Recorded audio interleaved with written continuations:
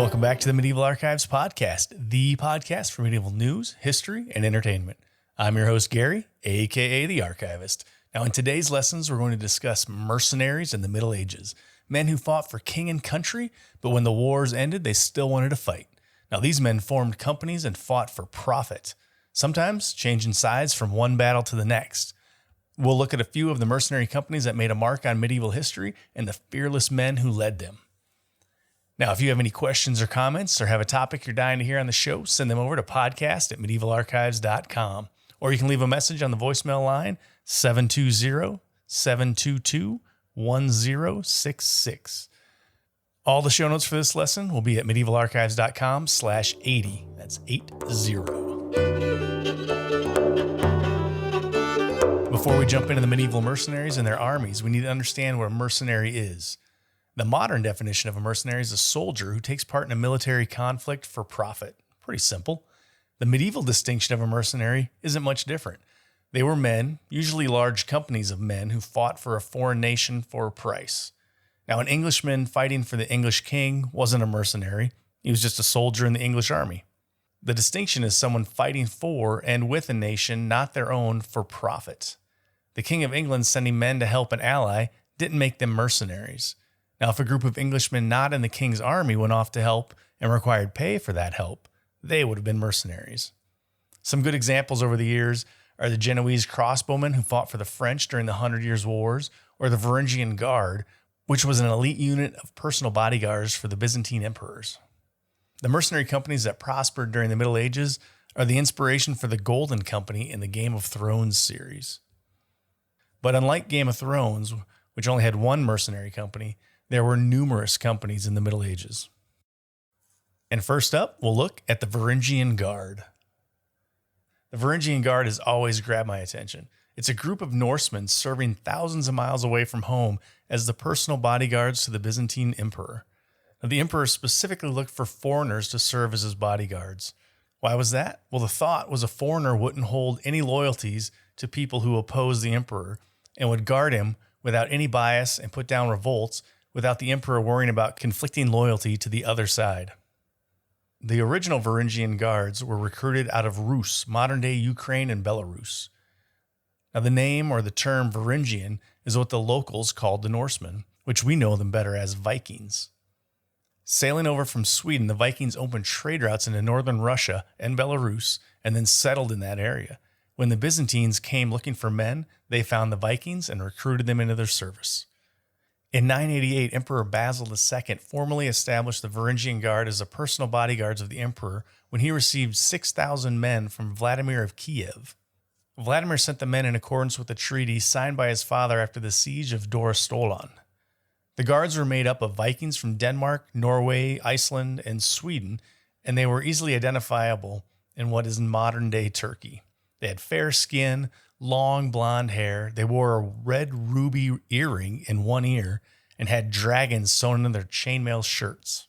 Byzantine historian Michael Silos wrote, "These men are, without exception, armed with shields and the ramphia, a one-edged sword of heavy armor which they carry suspended from the right shoulder." The Varangian Guard went into battle for the first time in 989, and the brutality was chronicled as cheerfully hacking the enemy to pieces. They took part in the invasion of Sicily and numerous other invasions of Italy. They were also instrumental in the defense of Constantinople during the Fourth Crusade. By 1100, the number of Scandinavians began to decrease, and more Anglo-Saxons filled the ranks of the Varangian Guard. Byzantine chronicler and Princess Anna Komnene recorded over 5,000 Anglo-Saxons arrived on 235 ships. Although the Anglo-Saxons started filling the ranks, they continued to fight with the broadaxe or the Dane axe.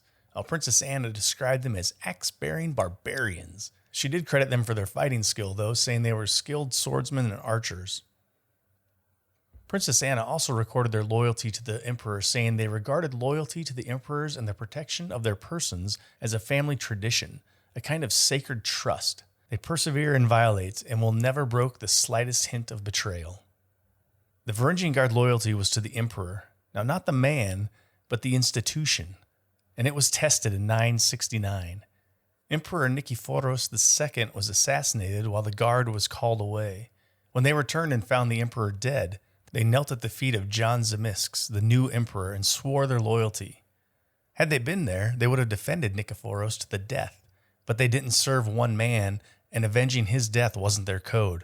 They were loyal to the emperor, whoever happened to be the emperor. Now, one of the most famous Varangians was Harold Hardrada. Now, he spent over a decade in the Varangian Guard defending the emperor. Harold took part in the invasion of Sicily, and he helped capture Messina and Syracuse. In 1042, Harold was suspected of plotting an uprising, so he fled to Kiev and made his way back to Norway.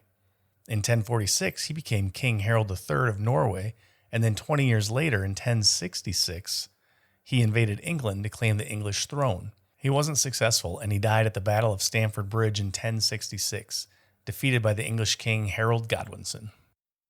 Another famous guardsman was Botley Botlesson, who joined the Varangian Guard and eventually became an officer. He returned to Iceland wealthy from his time in the Byzantine Empire. The sagas record his return, saying, Botley brought back with him much wealth and many precious things that lords abroad had given him. Botley was so great a man for show when he came back from his journey that he would wear no clothes but those made of scarlet and fur, and all his weapons were bedight with gold. He was called Botley the Great. Now, Botley rode from the ship with 12 men, and all his followers were dressed in scarlet and rode on gilt saddles, and all were a trusty band, though Botley was peerless among them. He had on clothes of fur which the Garth king, the emperor, had given him. He had over all a scarlet cape, and he had foot-briter girt on him, the hilt of which was dight with gold, and the grip woven with gold. He had a gilded helmet on his head, and a red shield on his flank, with a knight painted on it in gold. He had a dagger in his hand, as is custom in foreign lands, and whenever they took quarters, the woman paid heed to nothing but gazing at Botley and his grandeur, and that of his followers. That's a pretty impressive description of him, and I gotta say, the name of his sword, Footbiter, is excellent. Now, the last great stand of the Varangian Guard was during the Fourth Crusade. They successfully defended Constantinople during the siege in July and August 1203. When the Crusaders breached the city walls, they faced an onslaught of Varangians, and the Varangians fought fiercely, driving the Crusaders out of the city. The Crusaders suffered heavy casualties and retreated, ending the siege. After the siege, the Byzantium Empire was in disarray. Emperor Alexios III fled the city, and former Emperor Isaac II was released from prison and proclaimed emperor once again. Isaac, who was imprisoned for 8 years, was in bad health and died in January of 1204. His son, Alexios IV, was deposed after making a deal with the Crusaders, and Alexios de Kos, the imperial chamberlain, declared himself Emperor Alexios V, and he ordered the execution of Alexios IV. The Crusaders, who had a deal with Alexios IV, decided they had had enough of this, and they attacked Constantinople once again. The siege of Constantinople in April of 1204 would be the final stand of the Varangian Guard. As the Crusaders entered the city, the Varangians engaged in bloody combat, but were driven back to the emperor's palace. Emperor Alexios V fled the city, and the Varangians surrendered to the Crusaders. The last known mention of the Varangian Guard is in the Chronicle of Moria, which states they took part in the Battle of Pelagonia in 1259. While most mercenary companies lasted a few decades, the Varangian Guard holds the distinction of the only mercenary group to last over 200 years.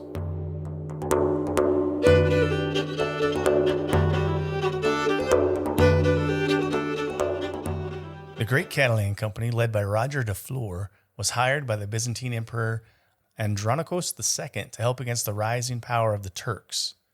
The Great Catalan Company arrived in Constantinople in January of 1303 with 36 ships and 8,000 men. Andronicus II arranged for the marriage of Roger de Fleur with his niece, Princess Maria Assanina, who was 15 years old. Following the wedding, de Fleur was named the commander of the imperial forces. Now, before we get into exploits of the company, let's take a look at their leader, de Fleur, and see how he was able to command an 8,000-man mercenary army. Roger de Fleur was born in Sicily in 1267. His father was killed in battle the following year fighting for the Holy Roman Emperor Frederick II. At the age of 8, Roger was sent to sea on a ship belonging to the Knights Templar. He joined the order and eventually became a captain of his own ship.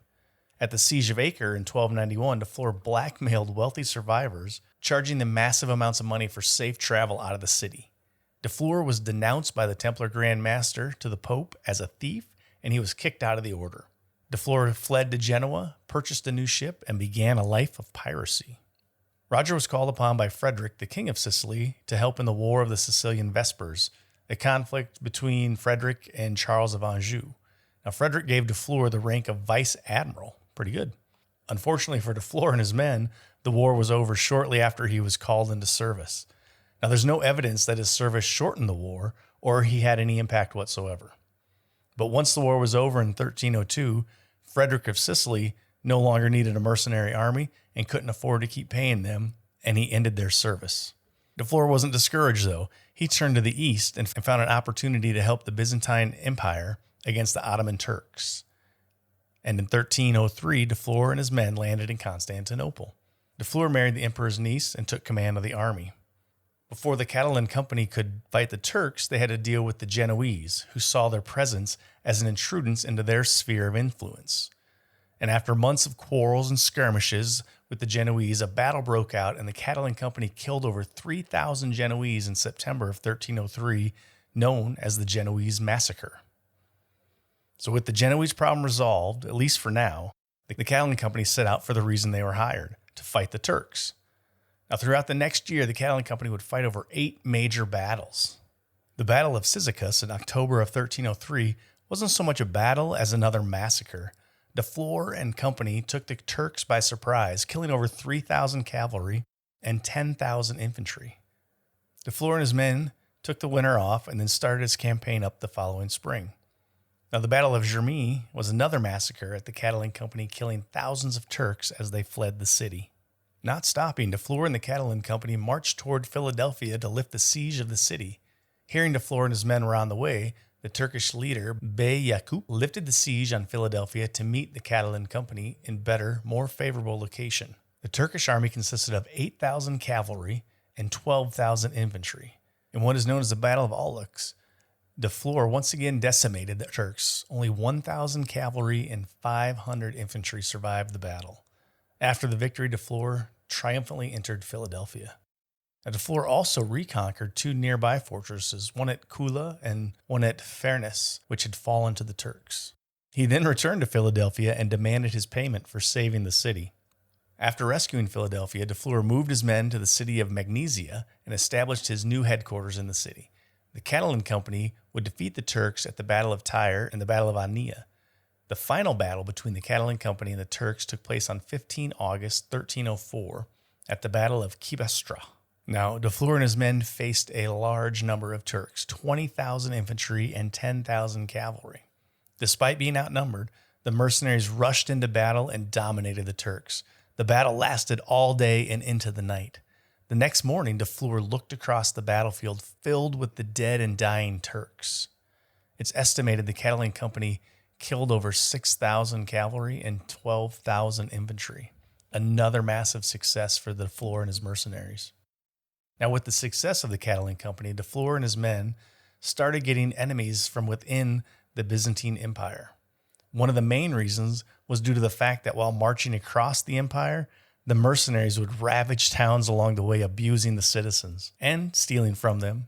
The abuse inflicted by the Catalan Company was worse than what the citizens endured under the Turks. The emperor realized the undisciplined foreign mercenaries within his kingdom was a danger to the empire. It seems convenient to realize the threat only after they defeated the Turks and the empire is safe. Regardless of the timing, it was determined Deflor and the company must go. The emperor's son, Prince Michael, ordered the murder of Deflor and his men.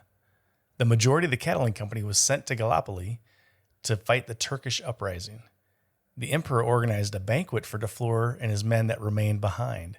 And while attending the banquet, Deflor and over 1,100 of his men were murdered. Now, once word of Deflor's death reached the citizens, they began killing the Catalan Company members in the streets. Prince Michael wanted all the mercenaries killed to avoid the main company in Gallipoli getting word of the murders. That didn't happen, though. The mercenaries in Gallipoli were informed of the treachery, and the Catalans went on a killing spree against the Byzantines. The massacre was so severe, Catalans were despised in the Byzantine Empire for decades. After the murder of De Fleur, Prince Michael gathered his army and sailed to Gallipoli to finish off the rest of the Catalan Company. Prince Michael lost at Gallipoli, and then he met the Catalans again at the Battle of Apraux in July of 1305. The Catalan Company was outnumbered 2-1, but were able to overpower the Byzantine army. Prince Michael was injured in battle and headed back to Constantinople. Avenging the death of their brothers and their leader, the Catalan Company spent the next 2 years ravaging the country unimpeded. The emperor never sent his army to try and stop them. After years of inner turmoil, a new leader emerged, Roger de Slars, and he offered the company's service to Walter V, the Duke of Athens. The Duke agreed to use the mercenaries who cleared the duchy of all enemies within a year. However, Walter had no intention of paying the mercenaries. Without any payment, Roger unleashed the fury of the Catalan Company on the Duke of Athens. You can't cross mercenaries. If they're going to fight for you for money, they'll kill you for not paying them. The last great battle of the Catalan Company was at the Battle of Almaro in 15 March 1311. The battle pitted the Catalan Company against Walter V and the Duchy of Athens. Now, there are a few sources for the battle, and they have extremely different numbers on the size of the Athens army. The Byzantine historian reported 6,400 cavalry and 8,000 infantry, while the Chronicles of Morea, it's recorded Walter brought more than 2,000 cavalry and 4,000 infantry. Ramon Muntaner, a member of the Catalan Company and historian, recorded 700 knights and 24,000 infantry. Now, being a member of the Catalans, he has a little bit of a bias, and his numbers may be exaggerated. All the sources agree, though, on the size of the Catalan Company. They had 2,000 cavalry and 4,000 infantry. They were evenly matched at best, but most likely outnumbered. Now, the mercenaries used the terrain to their advantage, and they chose a location with a marsh in between them and Walter's army. But Walter was confident he would win the day and ordered his cavalry to charge the mercenaries. The marshy conditions slowed the charge and left the cavalry vulnerable to attack. The Catalans rushed in and killed the knights while they were bogged down with their horses and heavy armor. The battle quickly turned in favor of the Catalans. Walter V was killed in the battle, as were most of his men. Now, again, the sources vary anywhere from 80 to 100% of the Athenian army killed in battle. It's doubtful the number was 100%, but whatever the actual number, the Catalans once again defeated a larger army. After the battle, the Catalans claimed the Duchy of Athens for themselves and set up a ruling class. They even married the widows of the noblemen they killed in battle. The Catalans turned to Frederick II, the King of Sicily, for support and would rule the Duchy of Athens for nearly 80 years.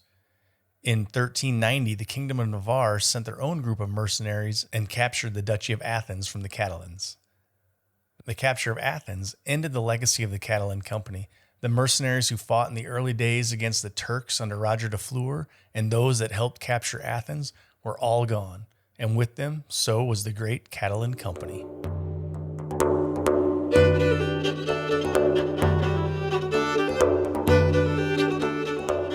So next up, we're going to look at John Hawkwood and the White Company. The White Company, a company of mercenaries operating in Italy from 1361 until the 1390s. The White Company had two leaders, Albert Sturs and the infamous Englishman John Hawkwood. The White Company would take part in 7 major battles and numerous skirmishes and sieges. Their first leader, Albert Sturs, was a German nobleman who moved to France and fought with the English during the 100 Years' War. When the war ended, Sturs, along with John Hawkwood, organized a group of soldiers and formed the White Company. That was made up of English, German, and Gascon soldiers. As with other mercenary groups, it started out pillaging local towns and extorting the citizens. They even extorted money from the Pope, which is pretty bold. But at the time, the Pope was in Avignon, and they offered not to attack Avignon and leave the region if the Pope paid them. So the Pope paid them, and he suggested they go to Italy and fight the Marquis of Montferrat against the Visconti family. The White Company headed to Italy, ravaging towns along the way, and once in the Savoy region, they continued to pillage local towns until hired by the Marquis of Montferrat. The White Company carried out raids on local towns, capturing nobles and collecting ransoms for their return. In 1363, they had their first major battle against the army of the Visconti family. And the army was another mercenary army called the Great Company, led by Conrad van Landau, and they met at the Battle of Cantorino. The battle didn't last long, and the White Company was victorious. Conrad, the leader of the Great Company, was injured during the battle and captured, and he would later die of his wounds. The Battle of Cantorino was the first time the White Company was tested in battle. After the battle, a truce was signed between Montferrat and Visconti, and the White Company was no longer employed, but not for long. News of their victory spread, and others were interested in their services. Pisa and Florence were most interested in the company, as they were in the middle of a local war as well. The White Company accepted a contract with the city of Pisa, and the White Company and the army of Florence had small skirmishes with no clear victory. In July 1364, at the Battle of Cassina, the two sides met in a full-out battle. The White Company was drastically outnumbered by the Florentine army, about 3-1. But unlike the Catalan Company, being outnumbered wasn't to their advantage. The Florentine army was 15,000 strong, and the White Company counted about 5,000 men, 4,000 of which came from the city of Pisa. John Hawkwood, who was leading the Pisan forces, decided a surprise attack would work best since he was outnumbered. Unfortunately, the surprise attack failed, and Hawkwood ordered the men of the White Company to fall back to San Savino, leaving the Pisan forces to fend for themselves. Now, the battle turned into a slaughter. The remaining Pisan forces were no match against the Florentine army. Of the 4,000 Pisan men, over 1,000 were killed and 2,000 were captured. It was around this time that Albert Sturs left the White Company and joined the Compagnia della Stella, Company of the Star, taking many of the White Company men with him. Some sources claim that he left before the Battle of Cassina, and some sources say that he left after the battle. Whichever is true, the new company he joined took up with the Florentine army. Sturs and the men he took from the White Company were now fighting their old friends. But I guess that's the life of a mercenary. So John Hawkwood took command of the White Company and would be their leader until the company disbanded. The next battle the company would fight was against Sturs and the Company of the Star. Sturs was hired by the Papal States to handle their problems in Perugia. The Battle of San Mariano took place in July of 1365, and the White Company, fighting for Perugia, defeated the Company of the Star. A little side note on Albert Sturs. A year after the Battle of San Mariano, Sturs and the Company of the Star was hired by Perugia. Now, Sturs never had a chance to fight for them. He was accused of treachery, which is never elaborated on in any source. And the definition of treachery is violation of an oath. It would seem the leaders of Perugia thought Sturs violated their contract in some way. So Sturs was arrested and beheaded in the town center in November 1366, and the Company of the Stars disbanded after his death. Back to the White Company, and after the Battle of San Mariano, there was a period of 8 years with no record of the White Company. From 1365 to 1373, they weren't part of any major battles or events that are recorded at the time. The White Company returned to action in 1373 when they were hired by the Papal States to secure the area in preparation for the Pope's return from Avignon, moving back to Rome. The Battle of Monticari in May 1373 was a pivotal battle for the region. The White Company fighting in the interests of the Papal States against the Visconti of Milan. The goal was to reduce the power of the Visconti in the region to lessen the threat when the Pope returned. The two sides were evenly matched, a little over 1,000 troops each. The White Company defeated the Visconti in a crushing defeat, killing or capturing over half of their men. The victory secured the Pope's return to Rome, and Pope Gregory XI returned in 1376. The White Company would continue to fight for the Papal States until 1378. One of their last battles for the Papal States is highly controversial, and it happened during the War of Eight Saints. That was a war between Gregory XI and the Italian city-states. In 1377, John Hawkwood and the White Company went to Cesena to suppress a rebellion by the local townsfolk. During the operation, Hawkwood and his men murdered over 3,000 civilians in what is known as the Cesena bloodbath. You'd think something like that would ban the White Company, but as bad as it was, they were still a mercenary company with a good track record for victory. The last major battle the White Company would fight was the Battle of Castignaro in 1387. It pitted the city of Verona against Padua and the White Company. The army of Verona had roughly 16,000 men, while the White Company in Padua had around 9,000 men. John Hawkwood used the terrain of woods and marsh to draw in the Verona army, outflank them, and destroy them with his archers and cavalry. Over half of the Verona army was killed or captured, and it's considered Hawkwood's greatest victory. Hawkwood and the White Company remained active for a few more years, helping Florence fight its war against Milan from 1390 to 1392. Now, even in his old age, Hawkwood was one of the most respected soldiers in Italy. John Hawkwood died in Florence on 17 March 1394 at the age of 71 years old. Now, Hawkwood's reputation as a great military leader and warrior was known throughout Europe, and hearing of Hawkwood's death, King Richard II requested his body be transferred to England and buried in his native land. As it was, though, Hawkwood was buried in Florence. The White Company disbanded after the death of John Hawkwood.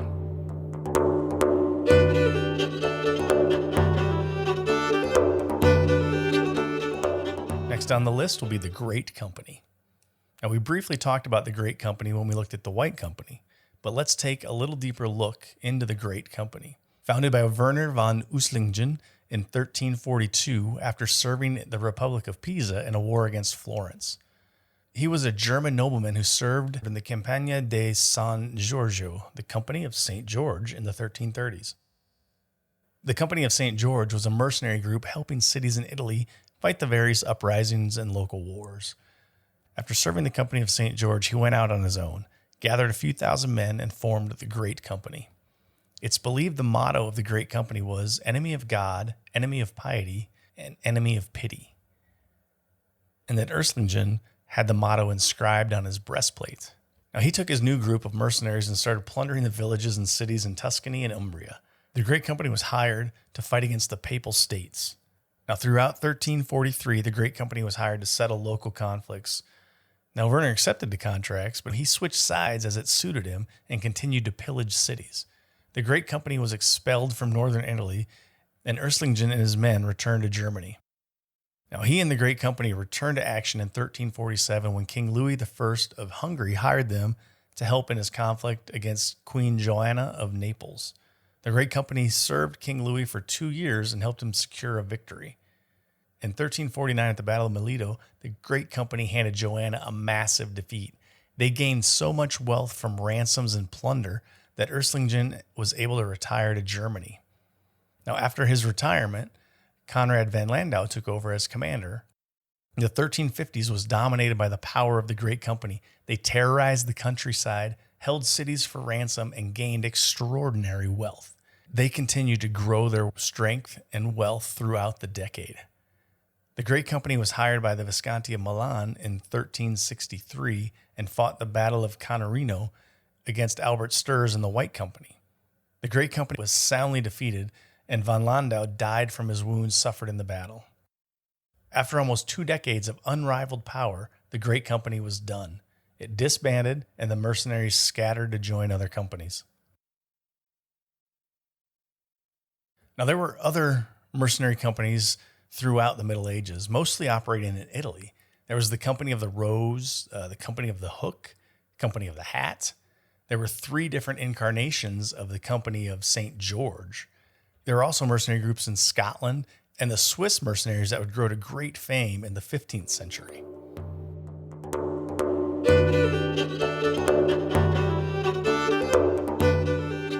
That's going to end our look at medieval mercenaries. Now, if you want to learn more about medieval mercenaries, check out the list of books I used while researching this lesson. And you can find those books in the show notes at medievalarchives.com/80.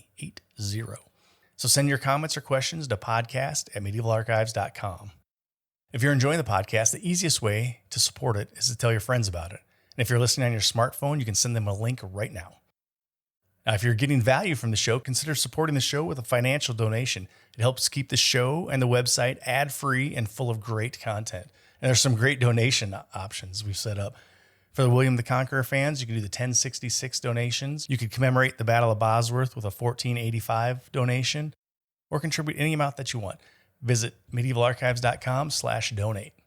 And don't forget to check out the website for more great articles and content, medievalarchives.com. So thanks for your time. Thanks for your continued support. And that's going to wrap it up for this week.